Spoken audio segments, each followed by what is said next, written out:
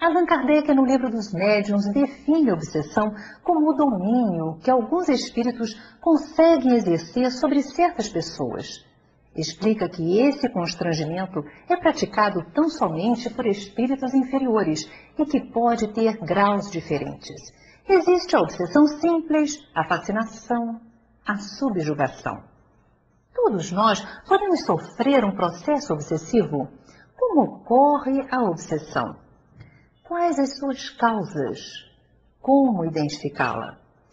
Ela pode levar uma pessoa à loucura, a adoecer fisicamente? Para falar conosco sobre este tema, está aqui Sérgio Aleixo. Ele é escritor e pesquisador do Instituto de Cultura Espírita do Brasil. Sérgio, bem-vindo ao nosso programa. Muito obrigado, Yasmin. Um abraço a todos. Como ocorre a obsessão? É um processo de identificação fluídica, Yasmin. Nós temos que ter em mente que nós vivemos em permanente contato com o plano espiritual da vida. As pessoas não morrem, elas passam a outros planos. Continuam pensando, sentindo, agindo, e todos esses pensamentos, sentimentos e ações têm repercussões fluídicas, energéticas, vibratórias, como queiram. E em espiritualidade, os semelhantes é que se atraem. Então, o processo obsessivo é uma ação persistente de um espírito mal intencionado sobre um encarnado. Há o pressuposto de que, havendo uma imperfeição moral, e quantas nós não temos, nós já estamos, de alguma maneira, facilitando uma entrada, uma brecha energética, vamos dizer assim, ao pensamento, ao sentimento e, quem sabe, até uma ação espiritual. Então, a obsessão acontece dessa forma, através de um processo de identificação fluídica. Como é que nós podemos identificar a obsessão? O espectro é muito amplo, mas eu diria que, de uma forma geral, as mais pronunciadas, a falta de paciência, a irritabilidade constante, maus humores, desequilíbrios comportamentais, são indícios seguros de um componente obsessivo. A fragilidade orgânica, um momento, por exemplo, em que a pessoa esteja mal fisicamente, ela pode dar ensejo a uma influência espiritual negativa? Depende muito. Há pessoas que, mesmo diante de fragilidade orgânica, de moléstias, têm uma atitude muito nobre, né? Lembremos do nosso Chico Xavier.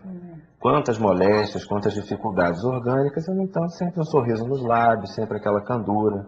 Então, depende muito da atitude em que a pessoa se coloca diante da sua deficiência orgânica, no caso. Já se ela nos provoca excesso de impaciência, um desconforto, um desânimo até mesmo, isso sim pode facilitar um processo obsessivo, eventualmente. Allan Kardec coloca que a obsessão ela existe em vários graus. Vamos falar um pouquinho sobre essa classificação didática que ele colocou no Livro dos Médiuns, a obsessão simples, a fascinação e a subjugação. Perfeitamente, Yasmin. Veja, na obsessão simples, há propriamente um assédio, há uma aproximação do espírito mal intencionado. A pessoa, porém, e particularmente o médium, no caso da mediunidade, sabe que está lidando com um espírito dessa categoria. E o espírito não é um espírito hipócrita, dissimulador, e se apresenta realmente como é. Então é simples, porque a pessoa tem conhecimento daquilo com que está lidando.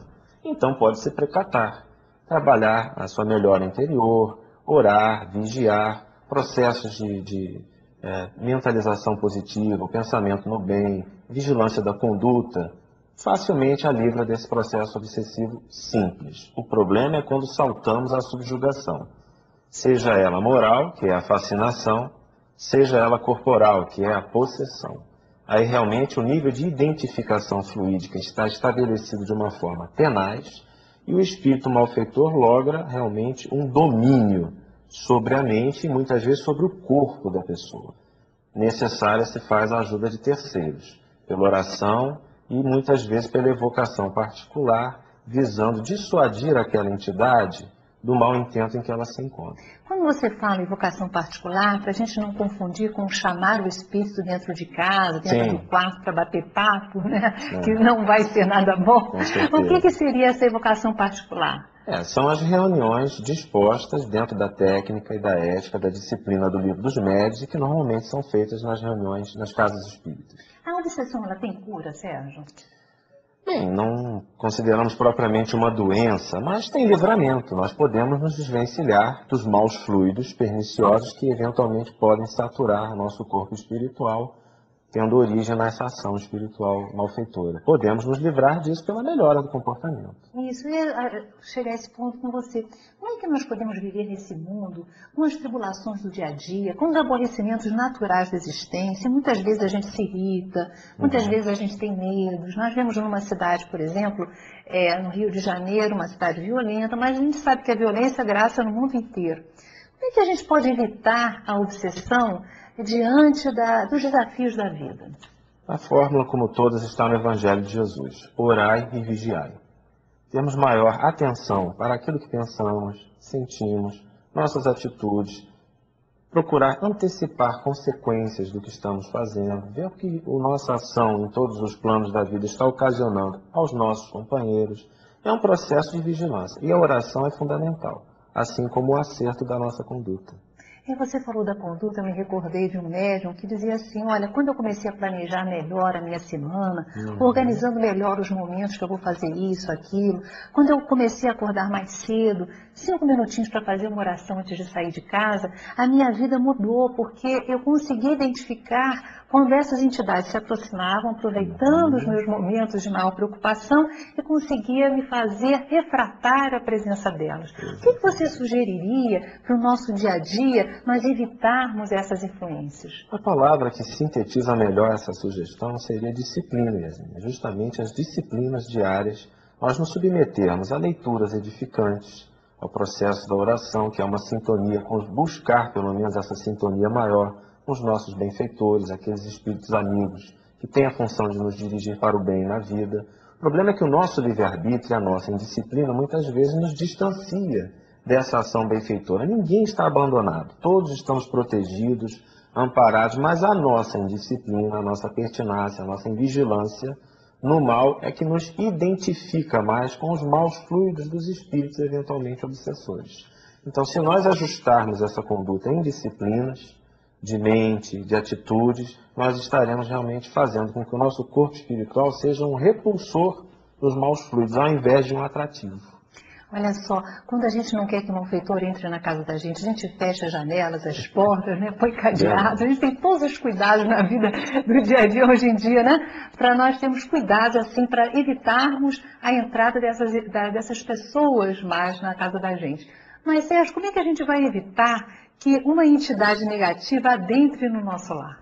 Eu lembro sempre o conselho do capítulo 23 do Livro dos Médiuns: vencer essas entidades pelo bom procedimento e pela oração. Mas uma disciplina muito interessante seria o estudo do Evangelho no lar. Reunir os membros da família, aqueles que pelo menos se disponibilizem a ficar 10 a 15, talvez no máximo 20 minutos, estudando um ponto do Evangelho de Jesus à luz da doutrina espírita, de preferência.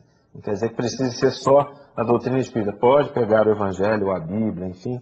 Sempre que haja o bem, que haja interesse no bem, os bons espíritos se farão presentes e verão da nossa parte uma atitude de adesão, uma proposta boa, então ajudarão. Ajuda-te, que o céu te ajudará. Buscai e achareis. Tem que partir da gente.